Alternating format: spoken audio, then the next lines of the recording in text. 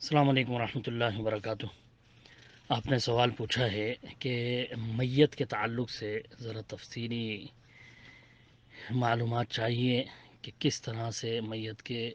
کپڑے وغیرہ اتارے جائیں، ان کو غسل دیا جائے، جو بھی امور انتقال کے بعد پیش آتے ہیں ان کو مختصر انداز میں آپ کے سامنے بیان کر دیتا ہوں احادیث کی روشنی میں۔ دیکھیں، جب انسان کی روح قبض ہو جائے تو سب سے پہلے جو کام کرنا چاہیے وہ ہے انا للہ و انا الیہ راجعون، اللہم اجرنی فی مصیبتی واخلف لی خیرا منہا۔ یہ دعا پڑھنی چاہیے کہ اللہ کے رسول صلی اللہ علیہ وسلم نے جو ہے اسی کی تعلیم دی اور حکم دیا، اور اللہ تعالیٰ نے بھی ایسے صبر کرنے والوں کے قرآن میں تعریف بیان کری جو ہر مصیبت پریشانی پر انا للہ پڑھتے ہیں، ان کو جنت کی خوشخبری سنائی گئی۔ پھر سب سے پہلا کام جو کرنا چاہیے میت کے ساتھ وہ یہ کہ اس کے منہ کو باندھ دیا جائے، کیونکہ میت کا منہ کھلا رہ جاتا ہے جب روح قبض ہوتی ہے، روح نکلتی ہے تو منہ کھلا رہ جاتا ہے، لہذا پہلی فرصت میں ان کے منہ کو کوئی پٹی وغیرہ سر کے ساتھ باندھ دیا جائے تاکہ منہ بند ہو جائے، کھلا نہ رہے۔ جیسے کہ حضرت عمر رضی اللہ تعالیٰ نے اپنے بیٹے حضرت عبداللہ بن عمر رضی اللہ تعالیٰ کو یہ نصیحت کری تھی کہ جب میں فوت ہو جاؤں تو تم میرے نزدیک رہنا، اور جیسے ہی میری روح قبض ہو تو فوراً میرا جو ہے منہ بند کر دینا۔ انہوں نے کہا سر کے اوپر ہاتھ رکھ کر اور ٹھوڑی، جو داڑھی کی جگہ ہوتی ہے ٹھوڑی، اس کے نیچے ہاتھ رکھ کر کے دبا دینا تاکہ منہ بند ہو جائے، اور پھر کچھ باندھ دینا۔ اسی طرح سے ابن ماجہ کی ایک روایت آتی ہے کہ حضرت شداد بن اوس رضی اللہ عنہ کہتے ہیں کہ اللہ کے رسول صلی اللہ علیہ وسلم نے فرمایا کہ جب تم اپنے مردوں کے پاس آؤ تو ان کی آنکھیں پہلے بند کر دیا کرو، کیونکہ نظریں جو ہیں یہ روح کا پیچھا کرتی ہیں اور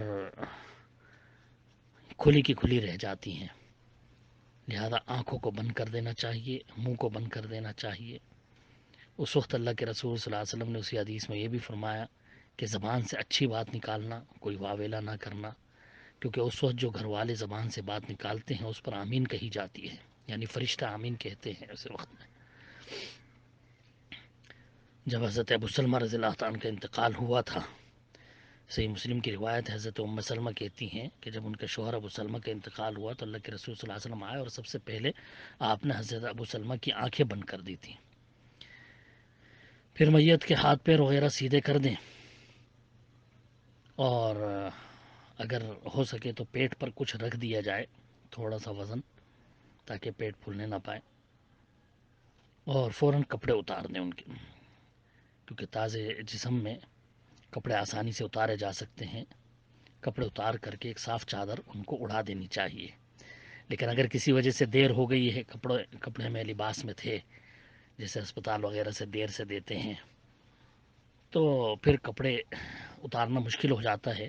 تو ایسے میں کینچی سے جو ہے وہ کپڑے اتار دینے چاہیے، کاٹ کر کے کرتا اور بنیان بیچ میں سے کینچی سے کاٹ دیا جائے، دونوں آستین اور بیچ میں سے کاٹ دیں گے تو یوں ہی آسانی سے نکل جائے گا۔ اس کے بعد جو ہے ان کو چادر اڑا کر کے لٹا دیا جائے، اور لواحقین کو خصوصی طور سے جو ہے وہ تلقین کی جائے کہ زبان سے کوئی بھی غلط الفاظ نہ نکالیں، اور کیونکہ اس وقت فرشتے حاضر ہوتے ہیں، ایسے وقت میں صبر کرنا اس کی بڑی تلقین کی گئی ہے اور بہت ہی زیادہ تاکید ہے۔ فوراً صبر کر لینا یہ ضروری ہے، یہ نہیں کہ ابھی پہلے تو خوب واویلا مچا لیا، شور کر لیا، اور اس کے بعد پھر کہہ رہے ہیں کہ ابھی صبر کرنا ہے۔ نہیں، ایک عورت کو اللہ کے رسول صلی اللہ علیہ وسلم نے دیکھا، صحیح بخاری سے مسلم کی روایت ہے کہ قبر کے پاس رو رہی تھی بیٹھ کر۔ اللہ کے رسول نے کہا اتق اللہ وصبری، اللہ سے ڈر جا اور صبر کر۔ اس نے اس وقت دھیان نہیں دیا اور اپنا روتی رہی،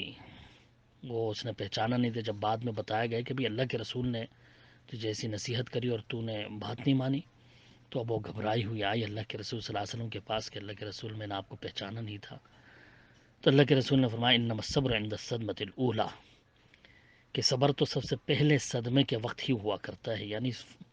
تکلیف پہنچتے ہی فوراً صبر کر لینا، یہ ہے اصل صبر کرنا، اور یہ بہت ہی محبوب ہے اللہ تعالیٰ کو، بہت ہی پسندیدہ ہے، ایسے فوراً صبر کر لینا شروع میں ہی۔ اور جب انا للہ و انا الیہ راجعون اللہم اجرنی فی مصیبتی واخلف لی خیرا منہا پڑھ لیتے ہیں، تو پھر صبر بھی اللہ رب العالمین عنایت فرما دیتا ہے۔ اس کے معنی و مفہوم پر غور کریں کہ بے شک اللہ رب العالمین کی ہم سب بھی ملکیت ہیں، یہ بھی ملکیت اللہ ہی کی تھی، اور ہم سب نے اسی کی طرف واپس جانا ہے، ہم سب نے ہی مرنا ہے ایک دن۔ تو اللہ ہماری اس مصیبت پر ہمیں اس کا بہترین اجر عنایت فرما، اور جو لیا ہے اس سے بہتر عطا فرما، یہ دعا کرنا چاہیے، جیسا کہ صحیح مسلم میں حدیث ہے اس کے تعلق سے۔ بہرحال نوحہ کرنے سے، واویلا مچانے سے، شور شرابہ کرنے سے سختی سے بچنا چاہیے، اس کی بڑی سخت وعید ہے۔ عورتیں خاص طور سے گھروں میں جو ہے انتقال کے بعد بہت زیادہ شور شرابہ کرتی ہیں، اس سے بڑی سختی سے روکا گیا ہے۔ اللہ کے رسول صلی اللہ علیہ وسلم نے ایسی عورتوں پر لعنت کری ہے۔ حضرت ابو سعید خدری رضی اللہ عنہ کے ابو داؤد وغیرہ کی روایت ہے کہ لعن رسول اللہ صلی اللہ علیہ وسلم النائحہ والمستمع، کہ چیخنے چلانے والی عورت پر اور ساتھ میں بیٹھ کر سننے والی عورت پر بھی اللہ کے رسول صلی اللہ علیہ وسلم نے لعنت کری ہے۔ اللہ کے رسول صلی اللہ علیہ وسلم عورتوں سے باقاعدہ جب بیعت لیتے تھے تو اس کا خصوصی طور سے وعدہ لیتے تھے۔ تو عطیہ رضی اللہ عنہ کہتی ہیں، صحیح بخاری کی روایت ہے کہ اخذ علینا رسول اللہ صلی اللہ علیہ وسلم اللہ ننوحا، اللہ کے رسول نے ہم سے اس بات پر بیعت لی تھی کہ ہم نوحہ نہیں کریں گے، چاہے کوئی کتنا قریبی ہی انتقال کر جائے، نوحہ کبھی نہیں کریں گے۔ اس سے بڑی سختی سے منع کیا کرتے تھے، ڈرایا کرتے تھے کہ جو نوحہ کرتا ہے اللہ رب العالمین قیامت کے دن اس کو گندک کا لباس پہنائے گا اور پھر اس میں آگ لگائی جائے گی۔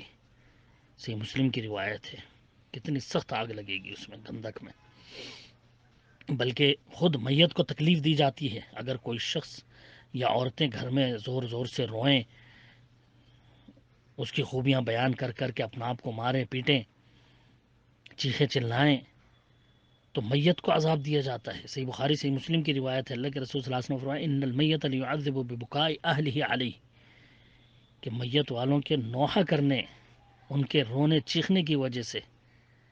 میت پر کو عذاب کیا جاتا ہے۔ صحیح بخاری کی روایت ہے۔ ایک روایت میں ہے کہ من نیح علیہ یعذب بما نیح علیہ،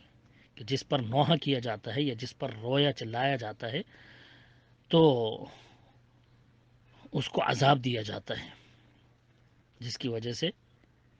رویا جا رہا ہے اس میت کو عذاب دیا جاتا ہے۔ صحیح بخاری سے مسلم کی حدیث کے الفاظ ہیں۔ بلکہ ایک روایت میں ان المیت لیعذب ببکاء الحی، زندوں کے رونے کی وجہ سے میت کو عذاب دیا جاتا ہے کہ اس نے اپنی زندگی میں روکا کیوں نہیں تھا، ان کو منع کیوں نہیں کرا تھا، ان کو نصیحت کیوں نہیں کری تھی مرنے سے پہلے، اس وجہ سے جو ہے اس کو عذاب دیا جاتا ہے۔ تو اس سے سب سے پہلے جو ہے عورتوں کو روکا جانا چاہیے کہ وہ کسی طرح کا ایسا کوئی کام نہ کرے جس کی وجہ سے میت کو اور تکلیف ہو۔ ہاں، آنسو کا بہنا، رونا، یہ رحمت کا سبب ہے، رحمت ہے، لیکن چیخنا چلانا بے صبری کا مظاہرہ ہے۔ چیخنا، زور زور سے آواز سے رونا، یہ صحیح نہیں ہے۔ آنسو اگر آنکھوں سے نکلتے ہیں اور زبان پر دعا رہتی ہے تو بالکل یہ رحمت کا سبب ہے۔ جب اللہ کے رسول صلی اللہ علیہ وسلم کے بیٹے ابراہیم کا انتقال ہوا، لوگوں نے دیکھا کہ آنکھوں سے جو ہے آنسو جاری ہیں، تو صحابہ نے کہا اللہ کے رسول آپ بھی رو رہے ہیں؟ تو اللہ کے رسول صلی اللہ علیہ وسلم نے کہا ہاں بھائی، یہ تو آنکھوں سے آنسو بہنا یہ تو رحمت کا سبب ہے، زور سے رونے سے میں منع کرتا ہوں، وہ بے صبری ہے۔ اسی طرح آپ کی نواسی، آپ کی بیٹی کی جو بیٹی تھی نواسی، اس کا بھی انتقال ہو گیا تھا. تو اس وقت بھی اللہ کے رسول صلی اللہ علیہ وسلم نے یہی فرمایا تھا، صحیح بخاری کی روایت میں ہے کہ آنکھوں سے آنسو جاری ہونا یہ بے صبری کا مظاہرہ نہیں ہے، بلکہ یہ تو رحمت ہے. جو محبت دل میں ہوتی ہے اس کا ایک سبب ہے. لیکن اس کے لیے زور زور سے رونا چلانا، اپنا آپ کو مارنا پیٹنا، بال نوچنا، ہائے وائے کرنا، یہ بہت سخت گناہ ہے اور بڑی سختی سے اس سے منع کیا گیا ہے. اس کی وجہ سے میت کو عذاب دیا جاتا ہے. بہرحال ان کو میت کو جو ہے لٹا دیا جائے، سیدھا کپڑا ان پر ڈال دیا جائے. بہتر ہے کہ چہرہ جو ہے وہ قبلے کی طرف اس طرح سے لٹایا جائے کہ چہرہ قبلے کی طرف ہو جائے، اور پھر لواحقین کو، ملنے جلنے والوں کو موت کی ان کی خبر دی جائے، اور جنازے کا وقت، تدفین اور تکفین کا وقت جلدی طے کیا جائے، جتنا جلدی ہو سکے، کیونکہ اللہ کے رسول صلی اللہ علیہ وسلم نے اس کا باقاعدہ حکم دیا ہے. حضرت ابو طلحہ بن براء رضی اللہ عنہ کی عیادت کے لیے جب اللہ کے رسول صلی اللہ علیہ وسلم آئے اور ان کو دیکھا، ان سے مل کر کے گئے، تو انہوں نے ان کے گھر والوں کو کہا کہ مجھے لگتا ہے کہ بس ان کی موت کا وقت آ پہنچا ہے، اگر ان کی موت ہو جائے تو مجھے جلدی خبر دینا اور ان کی تجہیز و تکفین میں جلدی کرنا. اس میں حدیث کے الفاظ ہیں ابو داؤد وغیرہ میں کہ اللہ کے رسول نے فرمایا کیونکہ ایک مسلمان کی میت کو اس کے لوگوں میں رو کے رکھنا، زیادہ دیر رو کے رکھنا، یہ بالکل مناسب اور سزاوار نہیں ہے. اگر رات کو انتقال ہوا ہے، شام کو انتقال ہوا ہے، تو رات کو ہی تدفین کر دی جائے. دن میں انتقال ہوا ہے تو اسی دن تدفین کر دی جائے، زیادہ دیر روکا نہ جائے. جتنا جلد ہو سکے غسل وغیرہ دے کر کے تجہیز و تکفین کا انتظام کیا جائے. زیادہ دیر روکنے سے اللہ کے رسول صلی اللہ علیہ وسلم نے منع کیا ہے. بہرحال غسل کے لیے سب سے پہلے جو ہے بیری کے پتے حاصل کیے جائیں. بیری کے پتوں میں جو ہے وہ لا کر کے، بیری کے پتے بڑے کانٹے والے ہوتے ہیں، یہ چھوٹے چھوٹے پتے ہوتے ہیں اور اس بیری کے درخت میں بہت زیادہ کانٹے ہوتے ہیں. وہ بیری کے پتے لا کر کے پانی میں ڈالے جائیں اور اس پانی کو جوش دیا جائے. کم سے کم 4 سے 5 بالٹیاں بڑی بھر کر کے پانی کی جوش دیا جائے، کیونکہ اس کی کوئی خاص تعداد پانی کی میت کے غسل کے لیے مقرر تو نہیں ہے کسی روایت میں، لیکن یہ ہے کہ اچھی طرح غسل دینا چاہیے. 5 بار، 3 بار، 7 بار، جتنا زیادہ ہو سکے اچھے انداز سے غسل دینا چاہیے. لہٰذا اس کے لیے زیادہ پانی کی ضرورت پڑتی ہے. تو اگر شہید ہے تو اس کو غسل کی ضرورت نہیں ہے، نہ جنازے کی ضرورت، نہ جنازے کی نماز کی ضرورت، نہ غسل کی ضرورت. اللہ کے راہ میں شہید ہونے والے کو یوں ہی تدفین کیا جاتا ہے. اللہ کے رسول نے فرمایا قیامت کے دن اسی حالت میں وہ قبر سے اٹھایا جائے گا کہ اس کے زخموں سے خون بہہ رہا ہوگا، لیکن مشک کی طرح خوشبو اس کی ہوگی. بغیر حساب کتاب جنت میں داخل کر دیا جائے گا. لیکن عام مسلمان جس کا انتقال ہو جائے اس کو غسل دینا ضروری ہے. اللہ کے رسول صلی اللہ علیہ وسلم نے اس کو حکم دیا ہے. اور غسل دینے والوں کی بھی بڑی فضیلت بتائی اللہ کے رسول صلی اللہ علیہ وسلم نے. بہت ساری حدیثیں ہیں، مستدرک حاکم، طبرانی، بہقی وغیرہ میں روایت ہے. ابو رافع کہتے ہیں کہ اللہ کے رسول صلی اللہ علیہ وسلم نے فرمایا جو شخص میت کو غسل دے اور کوئی چھپانے والی بات دیکھے تو اس کو چھپائے، ظاہر نہ کرے لوگوں کے سامنے، تو اللہ تعالیٰ 40 کبیرہ گناہ اس کے بخش دیتا ہے، معاف کر دیتا ہے. حضرت عائشہ رضی اللہ عنہ کی ایک روایت میں ہے کہ رسول اللہ صلی اللہ علیہ وسلم نے فرمایا جو شخص میت کو غسل دے اور غسل دینے میں امانت کو ادا کرے، یعنی راز کو چھپائے، کوئی راز اس کا ظاہر نہ کرے، کوئی بھی قابل ذکر بات ہو کسی سے اس کا ذکر نہ کرے، تو وہ گناہوں سے ایسے نکل جاتا ہے جیسے اس کی ماں نے ہی آج اس کو جنا ہے. اس طرح گناہوں سے باہر ہو جاتا ہے. ابن ماجہ کی ایک روایت میں آتا ہے، حضرت علی رضی اللہ عنہ کی روایت میں ہے کہ اللہ کے رسول صلی اللہ علیہ وسلم فرمایا جس نے میت کو غسل دیا، اس کو کفنایا یعنی کفن پہنایا، خوشبو لگائی، اس کو اٹھایا، اس کے جنازے کی نماز میں شامل ہوا،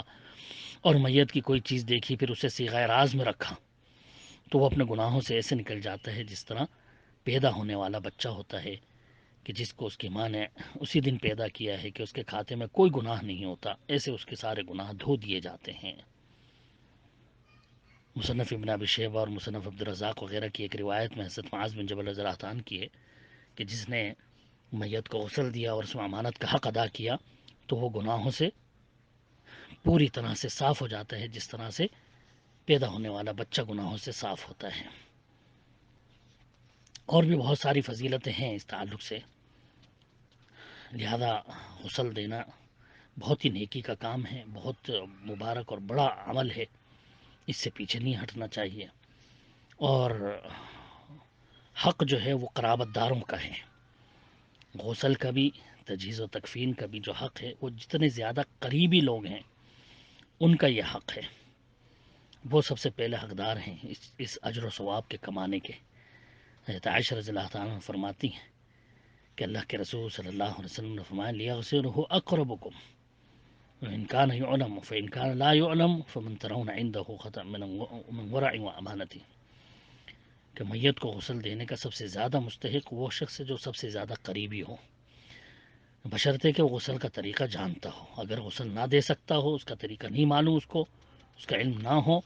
تو پھر جن کو تم تقوی اور پرہیزگاری میں زیادہ بہتر سمجھتے ہو اس کو ہی آگے بڑھاؤ غسل کے لیے۔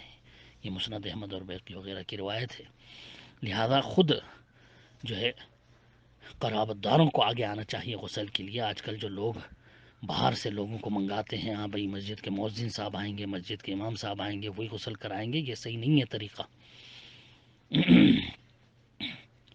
خود رشتہ داروں کو جو ہے وہ آگے بڑھ کر کے غسل دینا چاہیے، سیکھ لینا چاہیے۔ یہ وہ چیزیں ہیں جو انسان کے بار بار کام آتی ہیں، اسی لیے ان کا علم ہونا ہر مومن مسلمان کے لیے ضروری ہے۔ سیکھنا چاہیے غسل کا طریقہ، تاکہ کوئی بھی قریبی کا انتقال ہوتا ہے، دنیا سے تو سب نہیں جانا ہے، کوئی نہ کوئی اگر انتقال کر جائے تو یہ ایک ایسا موقع ہوتا ہے جس میں بہت ہی زیادہ اجر و ثواب کا انسان مستحق ہو جاتا ہے۔ لہذا خود آگے بڑھ کر کے، بلکہ قریبی میں یہاں تک فرمایا کہ اگر شوہر کا انتقال ہوا ہے تو بیوی غسل دے، اگر بیوی کا انتقال ہوا ہے تو شوہر غسل دے۔ آج کل ہمارے بہت سارے بھائی اس چیز کو مانتے نہیں اور کہتے ہیں کہ نہیں، شوہر کا انتقال ہو گیا تو بس اب بیوی پردہ کرے اس سے، اس کی شکل بھی نہیں دیکھ سکتی۔ یہ بہت غلط طریقہ ہے، یہ اپنی بنائی ہوئی چیزیں ہیں۔ اللہ کے رسول صلی اللہ علیہ وسلم کے زمانے میں نہیں تھا یہ، صحابہ کے زمانے میں یہ سب نہیں تھا کہ ہاں بھئی اب اس کو بیوی کو پردہ کرنا پڑے گا، اس کی شکل بھی نہیں دیکھ سکتے اب شوہر کی، وہ حرام ہو گیا اس پر۔ نہیں، بلکہ اگر طاقت ہے، استطاعت ہے، خود بیوی جو ہے وہ غسل دے اپنے شوہر کو۔ اللہ کے رسول صلی اللہ علیہ وسلم نے حضرت عائشہ رضی اللہ عنہ سے فرمایا تھا، ابن ماجہ کی روایت ہے کہ عائشہ اگر تو مجھ سے پہلے فوت ہوئی تو میں تجھے خود غسل دوں گا، تجھے کفن پہناؤں گا اور میں خود تجھے قبر میں اتاروں گا۔ اللہ کے رسول صلی اللہ علیہ وسلم نے خود فرمایا تھا۔ حضرت علی رضی اللہ عنہ نے حضرت فاطمہ رضی اللہ عنہا کو، اللہ کے رسول صلی اللہ علیہ وسلم کی صاحبزادی کو، خود اپنے ہاتھوں سے غسل دیا تھا، اور کسی نے بھی صحابہ میں اعتراض نہیں کیا تھا۔ ابن ماجہ میں روایت ہے، موجود ہے، بیہقی وغیرہ میں بھی روایت ہے، جس سے صاف ہے کہ صحابہ اکرام جو ہے اسی کو افضل سمجھتے تھے، کیونکہ اللہ کے رسول صلی اللہ علیہ وسلم نے قریبی جتنا زیادہ قریبی ہو اتنے اسی کو سب سے زیادہ حقدار مانا ہے اس کا۔ اسی طرح حضرت اسماء رضی اللہ عنہا، ان کا جب انتقال ہوا تو حضرت ابوبکر رضی اللہ عنہ نے ان کو غسل دیا تھا۔ بہت سارے ایسے صحابہ کے تعلق سے آتا ہے کہ جنہوں نے اپنی بیویوں کو خود جو ہے غسل دیا۔ بہت ساری ایسی صحابیات ہیں جنہوں نے اپنے شوہروں کو خود غسل دیا، کئی روایتیں اس کے تعلق سے ملتی ہیں۔ حضرت عبداللہ بن عباس رضی اللہ عنہ کہتے ہیں کہ الرجل احق بغسل امرأته، بیہقی کی روایت، مصنف عبدالرزاق کی روایت ہے کہ مرد پر سب سے زیادہ جو ہے اس کی بیوی کا حق ہے غسل دینے میں۔ اگر شوہر کا انتقال ہوا تو بیوی کو چاہیے کہ وہ آگے بڑھ کر غسل دیں۔ حضرت عبد الرحمن بن اسود رحمۃ اللہ علیہ مشہور تابعی ہیں، ان کو ان کی بیوی نے غسل دیا تھا۔ بہت ساری اس طرح کی روایتیں ملتی ہیں ہمیں۔ جس میں وضاحت ہے کہ مرد اپنی بیوی کو اور بیوی اپنے شوہر کو جو ہے وہ غسل دے سکتی ہے اور وہ زیادہ حقدار ہیں. خیر اگر وہ نہیں دے سکتی یا نہیں دے پا رہی کسی وجہ سے تو کوئی بھی قریبی رشتہ دار غسل دے آگے بڑھ کر کے، اور ان میں بھی اگر کوئی نہیں ہے ایسا تو پھر وہ غسل دے جو زیادہ تقوی اور پرہیزگاری والا ہو، جس کو دین کا علم ہو، جس کو غسل کا طریقہ صحیح سنت کے مطابق معلوم ہو، اس کو پھر غسل دینا چاہیے. غسل کا طریقہ خود فرشتوں نے آ کر کے آدم علیہ السلام کے انتقال پر لوگوں کو سکھایا تھا. جب آدم علیہ السلام کا انتقال ہوا تو مصنف عبدالرزاق میں ایک لمبی روایت ملتی ہے کہ فرشتوں نے آ کر کے آدم علیہ السلام کو لوگوں کے سامنے غسل دیا اور بتایا کہ یہ ہے طریقہ، کسی کا انتقال ہو جائے تو اس طرح غسل دیا جائے. پھر ان کو کفن دیا اور پھر ان کے قبر پر ان کو اتارا. پورا طریقہ فرشتوں نے بتایا تھا. لمبی روایت اس کے تعلق سے ملتی ہے. بہرحال مختصر یہ کہ غسل کا جو طریقہ ہے وہ یہ ہے کہ غسل کے تختے پر لٹا دیا جائے میت کو، صاف ستھرا تخت ہو، اور پانی جو ہے وہ گرم کر لیا جائے بیری کے پتوں کے ساتھ. اچھی طرح سے بیری کے پتوں کو اس میں پکا لیا جائے اور پھر ٹھنڈے پانی میں تھوڑا ملا لیا جائے، جتنا انسان برداشت کر سکتا ہے. خود انسان زندہ جو نہانے والا ہے جتنا گرم پانی خود برداشت کر سکتا ہے اتنا ہی گرم پانی لے گا. زیادہ گرم زیادہ تیز نہیں لینا چاہیے، کہ اللہ کے رسول صلی اللہ علیہ وسلم نے میت کے تعلق سے بھی اس چیز کا لحاظ رکھنے اور خیال رکھنے کا حکم دیا ہے، اور فرمایا جس طرح زندہ کی ہڈی توڑنا ہے اسی طرح سے میت کی ہڈی توڑنا ہے. لہذا جو ہے جتنا گرم پانی خود انسان برداشت کر سکتا ہے زندہ، اسی طرح کا کم گرم پانی جو ہے وہ لے لیں اور میت کے کپڑے اتار دیں. لیکن زندگی میں زندہ ہونے کی حالت میں جتنا حصہ چھپانا ضروری ہے اتنا حصہ بے ستر نہ کریں، اس کو نہ کھولیں بلکہ اس کو چھپائے رکھیں. کوئی کپڑا ڈال دیں شرمگاہ کے اوپر، گھٹنے سے لے کر کے ناف تک کوئی کپڑا، کوئی لنگی وغیرہ ڈال دیا جائے. حضرت علی رضی اللہ عنہ کو اللہ کے رسول نے تاکید کری تھی. ابو داؤد کی روایت ہے کہ لا تبذر فخذک ولا تنظر الى فخذ حی ولا میت، کہ نہ اپنی ران کھولنا لوگوں کے سامنے، نہ کبھی کسی زندہ یا مردہ کی ران کو دیکھنا، یعنی ان کے سطر کو دیکھنا. لہذا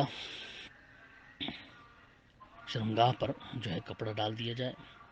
کپڑے کی تھیلی یا دستانے وغیرہ، کفن جب لینے جاتے ہیں تو دکاندار وہ دو کپڑوں کی دستانے دیتا ہے یا کپڑوں کی تھیلیاں دیتا ہے، تو اس کو لے لیں ہاتھ میں اور میت کا سر تھوڑا سا اٹھائیں اور پیٹ کو تھوڑا دبائیں تاکہ جو گندگی ہے وہ نکل جائے. اور پھر وہ کپڑے ہاتھ میں پہن کر کے اس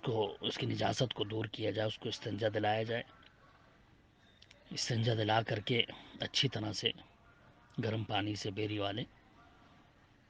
پھر بسم اللہ کہہ کر کے وضو کرائیں. اس کو ہاتھ دھوئیں 3 مرتبہ بسم اللہ کہہ کر کے، اور چہرہ دھوئیں، داڑھی کا بھی مسح کریں، پھر کوہنیوں تک ہاتھ دھوئیں، پھر سر کا مسح، کان کا مسح سب کریں. لیکن یہ خیال رکھیں کہ کلی اور ناک میں پانی ڈالنا، کیونکہ نکال نہیں سکتے ہو واپس، لہذا منہ بند کر لیں اور ناک میں جو ہے ہو سکے تو انگلی سے ناک صاف کر لیں یا مسح کر لیں اوپر سے. اور ہونٹوں پر کلی کی جگہ جو ہے ہونٹوں پر بس پانی پھیر دیں یا مسح کر دیں. باقی وضو پورا جس طرح سے کرایا جاتا ہے اس طرح کرائیں. اس کے بعد پھر اگر عورت ہے میت تو اس کی سر کی چوٹیوں کو کھول کر کے اچھی طرح سے سر کو دھو لیا جائے، اور 3 بار، اس کے بعد یا 5 بار یا 7 بار اچھی طرح سے پورے جسم کو غسل دیا جائے. صابن وغیرہ کا استعمال بھی کر سکتے ہیں، بالوں کو دھونے کے لیے ریٹھے کا استعمال کر سکتے ہیں۔ حضرت ام عطیہ رضی اللہ عنہا، جنہوں نے اللہ کے رسول صلی اللہ علیہ وسلم کی بیٹی کو غسل دیا تھا، حضرت زینب رضی اللہ عنہ کو، اور صحابیات میں سب سے زیادہ وہی غسل کے طریقے کو جاننے والی تھیں، اور بڑے بڑے صحابہ ان سے غسل کا طریقہ پوچھا کرتے تھے، کیونکہ اللہ کے رسول صلی اللہ علیہ وسلم دروازے پر بیٹھے تھے اور ان کو بتا رہے تھے اور یہ غسل دے رہی تھیں، اس لیے ان کو سب معلوم تھا کہ کس طرح سے غسل دیا جاتا ہے۔ تو اللہ کے رسول صلی اللہ علیہ وسلم کی بیٹی کو جو آپ نے غسل دیا تھا حضرت عاتیہ نے، تو وہ خود بتاتی ہیں، صحیح بخاری وغیرہ کی روایت ہے کہ اللہ کے رسول نے فرمایا تھا اغسلنیها ثلاثا او خمسا او اکثر من ذلك ان رأيتهن بماء وسدر وجعلنا في الآخرة كافورا، کہ ان کو پانی اور بیری کے پتوں سے 3 بار غسل دو یا 5 بار غسل دو، یا اگر ضرورت محسوس کرے تو اس سے بھی زیادہ بار، 7 بار یا 9 بار بھی غسل دے سکتی ہے، اور آخری بار جب غسل دو گی تو کافور پانی میں ملا لینا، کافور کے پانی سے غسل دینا آخری بار۔ یہ اللہ کے رسول صلی اللہ علیہ وسلم کی نصیحت تھی، حضرت ام عطیہ رضی اللہ عنہ بتاتی ہیں۔ حضرت حفصہ بھی تھیں، اور حضرت حفصہ جو ہے وہ کہتی ہیں کہ اللہ کے رسول نے کہا 3 بار یا 5 بار یا 7 بار ان کو غسل دو، اور اغسلنیها وطرن، لیکن طاق بار ہی غسل دینا، اگر زیادہ دو تو 7 بار یا 9 بار دینا، طاق بار 3 یا 5 یا 7 یا 9، اس طرح سے جو ہے جس سے ضرورت محسوس ہو اسی حساب سے جو ہے غسل دیا جائے، ابو داؤد وغیرہ کی بھی روایت ہے۔ بہرحال سیدھی طرف سے غسل دینا شروع کیا جائے، جیسے کہ ایک روایت میں ہے ابدؤ بمیامنہا ومواضع الوضوء منہا، کہ داہنی طرف سے غسل دینا شروع کرو، وضو کی جگہوں سے شروع کرو، یعنی وضو تو دلا دیا، وضو تو کرا دیا، اب سیدھی طرف سے جو ہے پانی ڈالنا اس پر شروع کریں گے، اور دھوتے ہوئے نیچے تک پیروں تک آئیں گے نہلاتے ہوئے۔ پھر صابن وغیرہ کی ضرورت پڑی تو صابن بھی استعمال کریں گے، ریٹھے کا پانی استعمال کر سکتے ہیں، جس طرح بھی مناسب ہو، پاکی صفائی اچھی طرح سے ہو جائے۔ آخری بار جب نہلائیں گے تو اس میں کافور کا پانی ملا دیں گے، کافور ملا دیں گے پانی میں، اسی گرم پانی میں کافور ملا کر کے پھر اس سے نہلائیں گے۔ اگر عورت ہے میت تو غسل کے بعد کنگھی وغیرہ بھی بالوں میں کر کے 3 چوٹیاں گھون دی جائیں گی اور پیٹھ کی طرف چوٹیاں ڈال دی جائیں گی، جیسے کہ بخاری مسلم کی روایت میں ہے، ام عطیہ رضی اللہ عنہ کو اللہ کے رسول نے یہ حکم دیا تھا کہ اس کی 3 چوٹیاں باندھ دو اور سر کی طرف ڈال دو، کیونکہ بال کھول کر کے اچھی طرح سے ان کو دھویا گیا، تو اب اچھی طرح چوٹیاں باندھ کر کے وہ پیچھے ڈال دی جائیں گی، اور پھر اس کے بعد جو ہے پورا جسم پوچھ کر کے اچھی طرح سے کفن دیا جائے گا۔ علماء اسلام نے جو ہے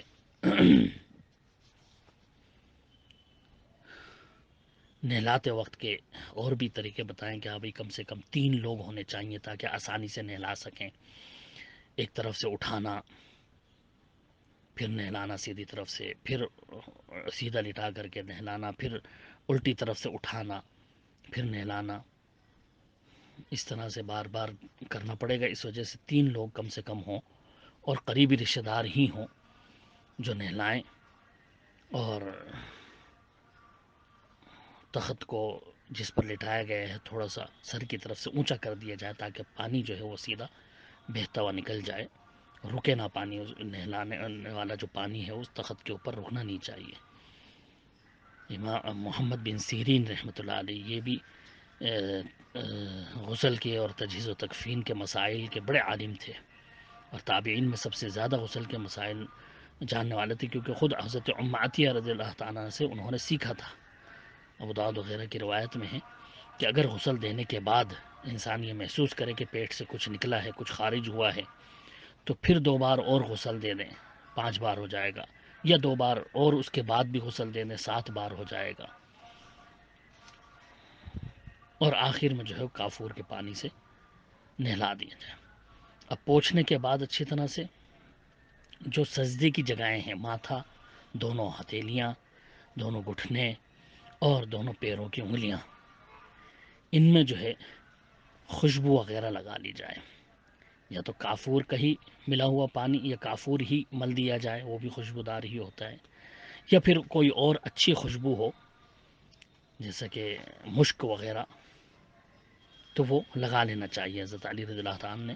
جو ہے مشک دیا تھا اور کہا تھا کہ میرے انتقال کے بعد سجدوں کی جگہوں پر مشک لگا دینا۔ بہت سارے صحابہ جو ہے مشک کو ہی پسند کرتے تھے اور اسی کی تاکید کرتے تھے کہ ہاں بھائی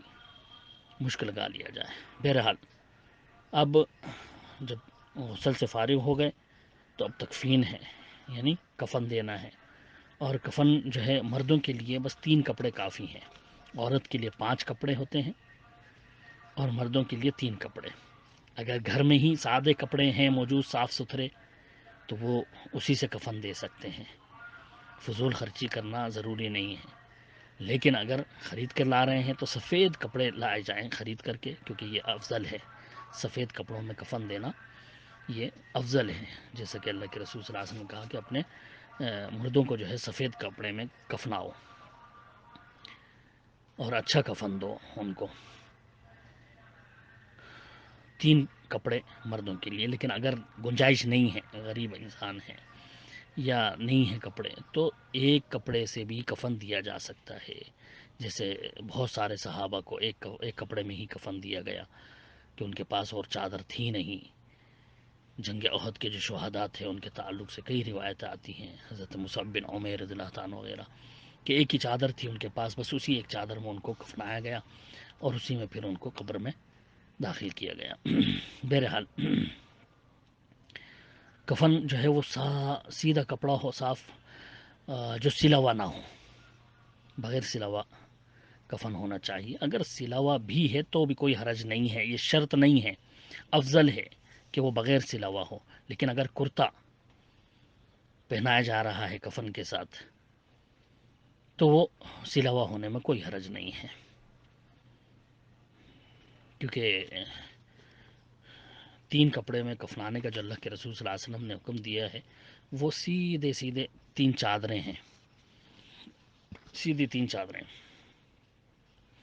اور کرتا اور اظہار اور لفافے میں بھی کفنانا جو ہے یہ ثابت ہے، جیسے کہ حضرت عبداللہ بن عمرو بن عاص رضی اللہ عنہ نے فرمایا تھا کہ میت کو جو ہے کرتا پہنایا جائے اور اظہار پہنائی جائے باقاعدہ، اور تیسرا کپڑا اس میں لپیٹ دیا جائے، یعنی ایک کرتے کی طرح اوپر سے ڈالا جائے، ایک نیچے سے باندھا جائے اور تیسرے میں پورا لپیٹ دیا جائے۔ یہ بھی جائز ہے، یہ بھی صحیح ہے، صحابہ کا عمل ہے۔ اور صرف 3 کپڑے اس طرح سے کہ بڑی چادریں ہوں، ان کو پہلے بچھا دیا جائے، اس کے اوپر جو میت کو رکھا جائے نہلانے کے بعد، اور پھر ایک ایک کر کے سیدھی طرف سے لپیٹنا شروع کیا جائے اور ان کو پوری طرح سے اس میں لپیٹ دیا جائے، اور سر اور پیر کی طرف سے باندھ دیا جائے پٹیوں سے، اور کمر کی طرف سے بھی باندھ دیا جائے۔ لیکن وہ قبر میں اتارنے کے بعد سر کی جو ہے پٹی کھول دی جانی چاہیے، وہ بھی ثابت ہے صحابہ کے عمل سے کہ انہوں نے باقاعدہ اس چیز کی نصیحت کری تھی کہ ہاں بھائی تم جب ہمیں دفنا دینا تو سر کی اور پیر کی گرہ ہماری کھول دینا۔ سمرہ بن جندب رضی اللہ عنہ نے یہ وصیت کری تھی، جو بڑے مشہور اور جلیل القدر صحابی ہیں۔ لیکن اگر عورتوں کا کفن ہو تو وہ 5 کپڑوں میں ہوتا ہے، اور اس میں ایک طرح سے جو ہے وہ تہبند اور خمار یعنی روپٹہ بھی ہوتا ہے زائد،